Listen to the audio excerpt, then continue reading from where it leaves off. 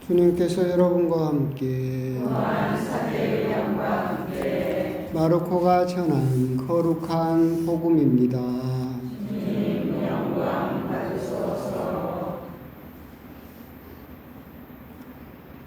그때 요한이 예수님께 말하였다. 스승님, 어떤 사람이 스승님의 이름으로 마귀를 쫓아내는 것을 저희가 보았습니다. 그런데 그가 저희를 따르는 사람이 아니므로 저희는 그가 그런 일을 못하게 막아보려고 하였습니다. 그러자 예수님께서 이르셨다. 막지 마라. 내 이름으로 기적을 일으키고 나서 바로 나를 나쁘게 말할 수 있는 사람은 없다. 우리를 반대하지 않는 이는 우리를 지지하는 사람이다. 내가 진실로 너희에게 말한다. 너희가 그리스도의 사람이기 때문에 너희에게 마실 물 한 잔이라도 주는 이는 자기가 받을 상을 결코 잃지 않을 것이다. 나를 믿는 이 작은 이들 가운데 하나라도 죄짓게 하는 자는 연자매를 목에 걸고 바다에 던져지는 편이 오히려 낫다. 너의 손이 너를 죄짓게 하거든 그것을 잘라버려라. 두 손을 가지고 지옥에 그 꺼지지 않는 불에 들어가는 것보다 불구자로 생명에 들어가는 편이 낫다. 너의 발이 너를 죄짓게 하거든 그것을 잘라버려라. 두 발을 가지고 지옥에 던져지는 것보다 절름발이로 생명에 들어가는 편이 낫다. 또 너의 눈이 너를 죄짓게 하거든 그것을 빼어 던져버려라. 두 눈을 가지고 지옥에 던져지는 것보다 외눈박이로 하느님 나라에 들어가는 편이 낫다. 지옥에서는 그들을 파먹는 구더기도 죽지 않고 불도 꺼지지 않는다. 주님의 말씀입니다.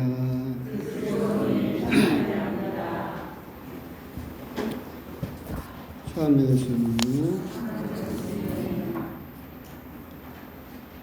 그래도 또 아침 저녁으로는 그래서 또 긴팔 입고 가을 분위기가 나는 그런 연중제 26주일입니다. 이제 9월도 다 지나고 이제 내일 모레면 또 금세 10월이 되는 그런 날이죠. 오늘 이제 복음을 이야기를 하게 되면 사실은 우리가 이제 첫 번째로 생각해야 볼 필요가 있는 것은 제가 누누이 말씀드리지만 성경이라고 하는 것은 딱 완성이 돼서 금장으로 돼서 양장본으로 하늘에서 내려온 것이 아닙니다. 구약이 됐든 신약이 되었든 항상 사람들의 구전을 통해서 정리되다가 성경이 이루어지게 되죠. 결국 신약 성경도 여러분들이 생각하는 것처럼 맨 처음에 마테오복음부터 시작하니까 마테오복음이 맨 먼저 쓰였을 것이다라고 하시면 안 되고 성경은 바오로 사도의 서간이 맨 먼저 쓰였고 그리고 나서 복음이 기원 후 대략 70년경에 쓰이기 시작을 했죠. 왜 그때 쓰이기 시작했느냐라고 한다면 그 전에는 복음을 쓸 필요가 없었어요. 왜? 사도가 직접 우리들에게 전해주니까. 그러니까 베드로 사도가 그리고 예수님을 직접 체험했던 사도들이 면전에서 예수님의 가르침에 대해서 전달해 주기 때문에 그렇게 책이 필요가 없었죠. 하지만 박해가 닥치고 또 사도들이 차츰차츰 사라지기 시작하면서 그걸 전해줄 사람이 없어지다 보니까 그분들이 남긴 것을 서둘러서 어떤 구도에 따라서 복음서를 이렇게 완성을 하게 됩니다. 그런데 그러다 보니까 이게 일관된 어떤 큰 주제를 가지고 하늘에서 이렇게 우리들에게 주어진 것이 아니라 사도들이 예수님에 대해서 전해줬던 것을 이렇게 어떤 구도에 따라서 성경을 적다 보니까 간혹 어떤 구절은 어디에 들어가는지 잘 모를 때가 있어요. 이 말씀을 하신 것은 맞는데 예수님이 이것을 어디에다 덧붙여야 될지를 모르는 그런 이렇게 단편들이 존재를 하죠. 오늘 복음을 보시면 이 복음이 쭉 이어집니까? 논리가 이어지지 않습니다. 이게 대표적으로 예수님이 이 말씀을 하셨는데 이 말씀을 어디다 붙일지를 잘 모르겠어요. 그래서 이 말씀을 모아놓은 부분이죠. 그래서 이 말씀을 여러분들이 곰곰이 보면 그게 세 이야기가 모여져 있다라고 하는 것을 알 수 있죠. 첫 번째 부분은 뭐냐면 그 요한이 예수님께 이야기를 하죠. 그런데 우리 사람이 아니었기 때문에 마귀를 쫓아내는 일을 못하게 막아보려고 했습니다. 예수님께서 그러지 마라 라고 이야기를 하시죠. 이제 그만 삑삑거려 자꾸 신경 쓰이니까. 그런데 이제 오늘 그 첫 번째 부분은 뭐냐면 일독서하고 연결되는 부분이죠. 똑같은 일이 일어나고 있는 거예요. 일독서에서 성령이 내려오게 되고 뽑혔던 72명 중에서 70명이 모여서 성령을 받았는데 2명은 자기 장막에 있었는데 성령이 내려오게 되죠. 그래서 그 여호수아가 그것을 못하게 해야 됩니다. 즉 어떤 성령의 은총이라든가 하느님의 일을 인간의 틀 안에다가 가두어 두려는 시도를 하게 되는 그 모습을 보고 모세는 그것을 거절하는 모습을 또한 보게 되고 똑같은 모습이 오늘 복음에서 또 이루어지고 있다. 그렇게 하느님의 일이 예수님의 이름으로 이루어지고 있지만 사도 요한 역시도 우리 편이 아니니까 우리 안에 들어와 있는 내 편이 아니니까 그 일을 못하게 막아보려고 했습니다 라고 했을 때 예수님 역시도 그것을 거절하시는 모세와 똑같은 모습을 보여주고 계신다라고 하는 거죠. 이 첫 번째 부분에서 우리가 생각할 수 있는 것은 뭐냐면 우리 역시도 성당에서 많은 일을 할 때 우리 역시도 똑같이 네 편 내 편을 가르죠. 이 성당 안에서만 다 우리 편이 아니라 여기에서도 이렇게 어디 동네 살고 무슨 활동을 하고 어디 같은 레지오를 하고 같은 뭘 하고 하면서 우리도 알게 모르게 편을 나누게 되고 내 편 안에 들어있지 않으면 그 사람이 아무리 좋은 일을 해도 인정하기가 어렵고 칭찬하기가 어려운 경우를 많이 보게 된다. 그런 현상들이 사실은 구약 성경에서부터 그리고 예수님 당시에도 그리고 우리 역시도 나만 하느님의 일을 하는 것이 아니라 다른 사람도 충분히 하느님의 일을 할 수 있는데 그 사람이 내 편이 아니다라는 이유로 거부하는 그런 잘못된 판단을 내릴 수가 있다라고 하는 점, 그런 점을 우리들이 생각해 볼 수 있을 겁니다. 두 번째 부분은 이 부분이죠. 내가 진실로 너희에게 말한다. 너희가 그리스도의 사람이기 때문에 너희에게 마실 물 한 잔이라도 주는 이는 자기가 받을 상을 결코 잃지 않을 것이다. 앞부분과 뒷부분하고 연결되지 않죠. 근데 이건 예수님이 하셨던 말씀이고 그래서 여기다가 모아둔 부분이죠. 사실 이것은 우리가 또 곰곰이 또 생각을 해볼 필요가 있어요. 언젠가 이제 저는 밖에를 잘 안 돌아다니니까 전체 회의였을 거예요. 그래서 대전에선가 사제 회의를 하고 동기신부 차를 얻어 타고 내려오는데 그때 고속버스 휴게소에서 밥을 먹었어요.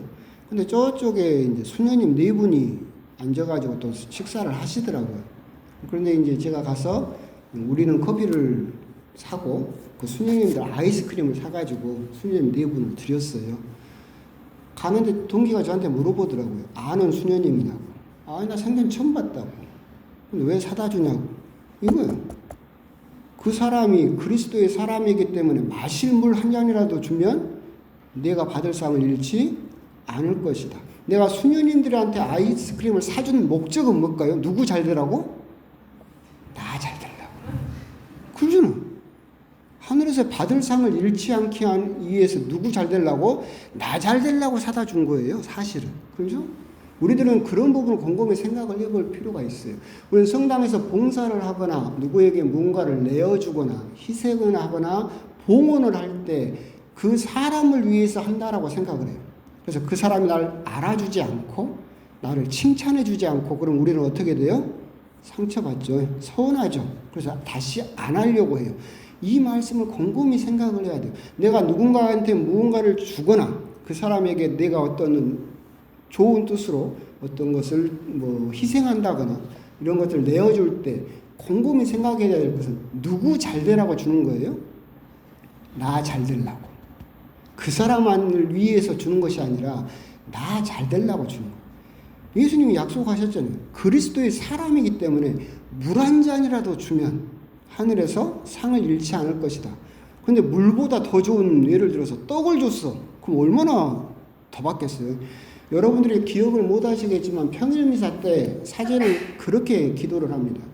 우리의 기도가 하느님께는 아무런 보탬이 되지 않으나 우리의 구원에 도움이 되나이다 라고 기도를 해요.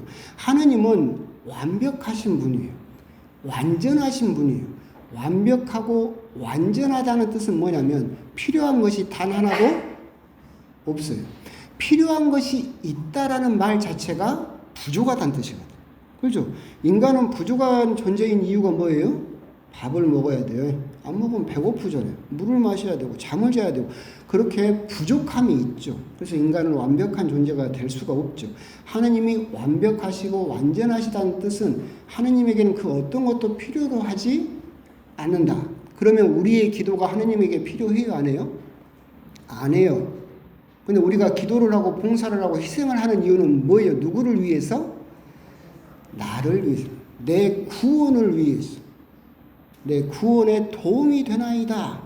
오늘 중간 부분, 두 번째 부분에서 우리가 정말 생각해야 될 부분은 내가 누군가에게 무언가를 도와주고 또는 뭘 주고 아니면 자선을 베풀거나 희생을 했을 때 우리들은 꼭 보답을 받기를 원해요. 칭찬이 되었든 뭐 좋은 소문이 되었든. 그런데 그때 여러분들이 정말 생각을 다시 해야 될 것은 그렇게 칭찬이라든가 주변에서 이런 호평이라든가 나를 알아주는 것이 없다라고 하더라도 그것은 여러분들은 결국 누구를 위해서 하느냐면 나 잘 되려고 한 거예요. 그것을 우리들은 잘 생각해 봐야 된다. 그래서 우리들이 어떤 칭찬이나 그런 것이 없으면 금방 서운해지고 금방 등 돌려버리는 일들이 많지만 사실은 정말로 그리스도의 사람이기 때문에 물 한 잔만 줘도 너희들은 받을 상을 잃지 않을 것이다 라고 하신 예수님의 그 말씀을 곰곰이 생각을 해서 내가 누군가에게 물 한 잔이라도 커피 한 잔이라도 떡 하나라도 내어줄 때 그것은 네가 구원받기 위해서 하는 일이다. 그 사람이 인정을 안 해주고 칭찬을 안 해준다 하더라도 그것은 결코 나에게 장애가 될 수 없다라고 하는 것을 생각하셨으면 좋겠습니다. 그런 의미에서 오늘 알고 그랬는가 본당 안나 자매님이 청양고추 수확했다고 갖다 놨더라고요. 오늘 복음을 누설됐는지도 모르겠어요. 세 번째 부분은 이 부분이죠. 나를 믿는 이 작은 일들 가운데 하나라도 죄짓게 하는 자는 그 뒤로 연자매를 목에 걸고 바다에 던져지거나 손을 잘라버리고 다리를 잘라버리고 눈을 파버려라. 잔인한 말씀이죠. 근데 이 부분은 정말로 예수님이 실제로 교회 역사는 정말로 이 말씀 그대로 잘라버린 사람들도 있었어요. 그럼 예수님께서 정말로 그렇게 잘라버리기를 원하셨을까? 곰곰이 생각을 해볼 필요가 있죠. 손이 먼저래요? 발이 먼저고? 눈이 먼저예요? 누가 시켰어요? 내 마음이 시켰잖아. 내 마음이 저걸 갖고 싶으니까 손을 움직여서 저걸 가져왔죠? 근데 뭘 잘라버려? 손을 잘라버려. 그러면 그게 효과가 있어요? 아무 효과가 없죠. 옛날에도 이야기 많잖아요. 도박을 끊고 싶어서 손을 잘랐더니 발가락으로 도박하고 있다. 마음이 변하지 않으면 손발을 아무리 자른들 그 일은 전혀 변화되지 않아요. 이 복음 말씀은 세 번째 복음 말씀은 진짜로 잘라버려라 라고 하는 것이 아니라 이렇게 독한 마음을 먹지 않으면 네 마음이 변하지 않는다. 발을 잘라버리고 발을 잘라버리고 눈을 파버릴 만큼 그렇게 너희들이 정말로 절실하게 결심하지 않고 절실하게 회개하지 않으면 네 마음은 결코 변화되지 않는다. 잘라버려야 될 것은 마음이다. 근데 그 마음을 자르기 위해서는 두리뭉실하게 앞으로 착하게 할게요. 다음부터는 안 그럴게요 라는 마음 가지고는 변화가 되지 않는다. 발을 잘라버리고 팔을 잘라버리는 것 같은 내 몸의 한 부분을 잘라내야 되겠다라는 그런 절실한 마음이 있어야만 너희의 마음속에 있는 그 불운한 그 나쁜 마음을 잘라낼 수 있다라고 하시는 거죠. 이건 정말로 잘라버리라고 하는 것이 아니라 사실 손과 발이 먼저겠어요. 내 마음이 시켜서 내 마음이 오염되어 있으면 또 손과 발이 없더라도 다른 걸 통해서 똑같은 죄를 우리들은 지을 수 있기 때문에 마음을 잘라내버려야 된다라고 하는 점. 그런 점을 우리들이 생각을 해볼 필요가 있겠죠. 주보에도 이제 실었던 것처럼 인디안 그 이야기 중에 그런 이야기가 있어요. 아이 때는 우리 양심이 세모래요. 세모.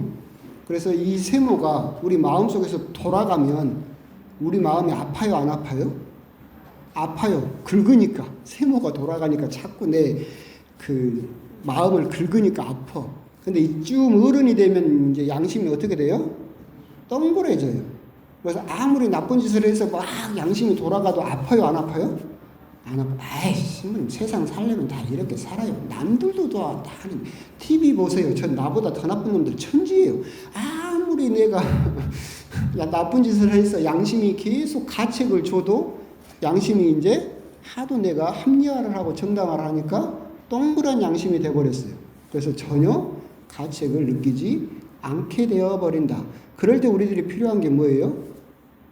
오늘 복음에 나온 것처럼 손발을 자르는 마음으로 내 양심을 다시 날카롭게 만들어서 내가 어떤 나쁜 짓을 하려고 할 때마다 그 양심이 나를 계속 자극해서 나쁜 길로 가지 않도록 그렇게 만들어야 되겠다. 그렇기 때문에 예수님께서 말씀을 하셨죠. 너희 마음속에 소금을 간직하여라. 그러니까 소금이 맛을 잃어버리면 아무 소용이 없는 것처럼 그렇게 내 양심이 이미 상해서 아무리 나쁜 짓을 하거나 아무리 나쁜 말을 하거나 아무리 나쁜 생각을 해도 전혀 양심에 걸리는 것이 없게 되어버렸다라고 한다면 이미 내 마음속의 소금은 맛을 잃어버린 것이다. 오늘 세 번째 부분은 무서운 말씀인 것처럼 보이지만 이 부분을 곰곰이 보고 있으면 예수님께서 정말로 우리 손과 발을 잘라버려라 라는 말씀이 아니라 이런 각오가 없이는 너희 마음이 변화되지 않을 것이다. 그런 절박한 마음을 가지고 너희들은 너희의 마음을 깎아서 소금이 맛을 잃지 않도록 해야 한다라는 말씀으로 그렇게 이해를 하시면 좋겠습니다. 그래서 오늘 복음은 예수님이 하셨던 말씀 중에서 어디에다 넣어야 될지를 몰라서 한 군데로 모아놔서 세 가지 주제가 섞여 있는 부분이고 이 말씀드렸던 세 가지 주제 중에서 여러분들이 어떤 한 가지를 가지고 한번 곰곰이 묵상을 해보시는 그런 한 주간이 되셨으면 좋겠습니다. 아멘.